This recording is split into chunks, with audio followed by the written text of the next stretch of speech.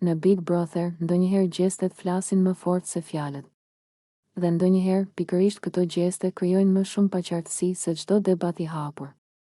I tillë ishte momenti kur Limi ju afrua Albës dhe i vendosi duart për t'i bërë masazh, një veprim që në sipërfaqe mund të dukej si kujdes, por që në kontekstin e asaj që kishte ndodhur më parë, u kthye në një moment të ndërlikuar dhe të diskutueshëm, sepse ky nuk ishte një ambient neutral.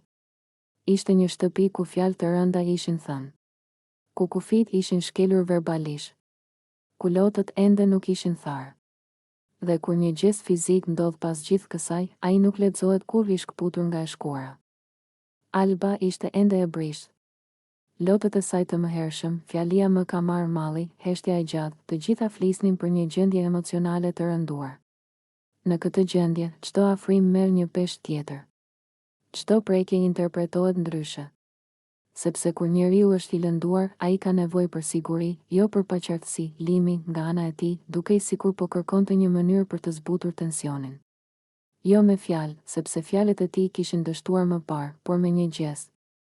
Vendosja e duarve për masazh mund të shihet si tentativë për t'u afruar, për të treguar kujdes, për të ulur murin që ishte ngritur mes tyre, por këtu lind pyetja thelbësore. A ishte ky gjest i kërkuar? A ishte i mirëpritur? A ishte i qartë? Në marrëdhëniet njerëzore, sidomos në një ambient kaq të ngarkuar, qëllimi nuk mjafton. Ajo që ka rëndësi është perceptimi i tjetrit. Dhe Alba, në atë moment, nuk ishte në pozitë force. Ajo ishte në një gjendje ku kufit duheshin respektuar më shumë se kur. Masazhi, si akt, zakonisht lidhet me qetësi, besim, rehati. Por besimi nuk ndërtohet në vakum. Ai ndërtohet mbi respekt të vazhdueshëm.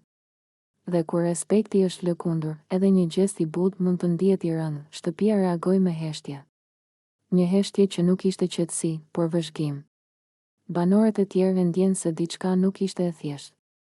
Sepse ky nuk ishte një moment romantik. Nuk ishte as shaka.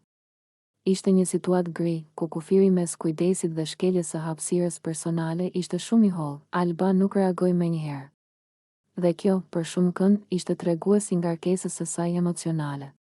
Sepse kur je i lodhur nga konfliktet, ndonjëherë nuk ke energji as të thuash po, as të thuash jo.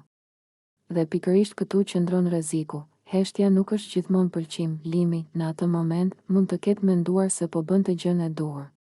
Se po e zbute situatën. Se po tregonte një anë më të qetë të vetes. Por në Big Brother, çdo veprim shihet, analizohet dhe kontekstualizohet. Dhe publiku nuk e pa këtë gjest si të izoluar. Shumë shikues e pan si kontrast të fortë me sjelljen e mëparshme të Limit. Nga fjalë të rënda, në afrim fizik, një kalim i shpejtë që ngre dyshime. Sepse pajtimi nuk bëhet me prekje, por me përgjegjësi. Me reflektim. Me kërkim faljeje të sinqertë, ky moment hapi një debat më të gjerë. A mund të përdoret afërsia fizike për të zbutur fajin? A janë gratë gjithmonë në pozitë të barabartë për të refuzuar në një ambient të mbyllur si Big Brother? Ku mbaron kujdesi dhe ku fillon shkelja e kufive, Alba, në këtë histori, mbetet figura qendrore jo sepse reagoi fort, por sepse nuk reagoi fare. Dhe kjo heshtje e saj ishte më e fortë se çdo debat. Ishte një heshtje që kërkonte respekt. Qartësi. Distancë të shëndetshme. Limi, nga ana tjetër, u përball me pasojat e paqartësisë së vet, sepse në Big Brother nuk mjafton të thuash nuk kisha qëllim të keq. Qëllimi duhet të shoqërohet me ndërgjegje. Në fund, ky moment nuk është për masazhin. Është për kufit.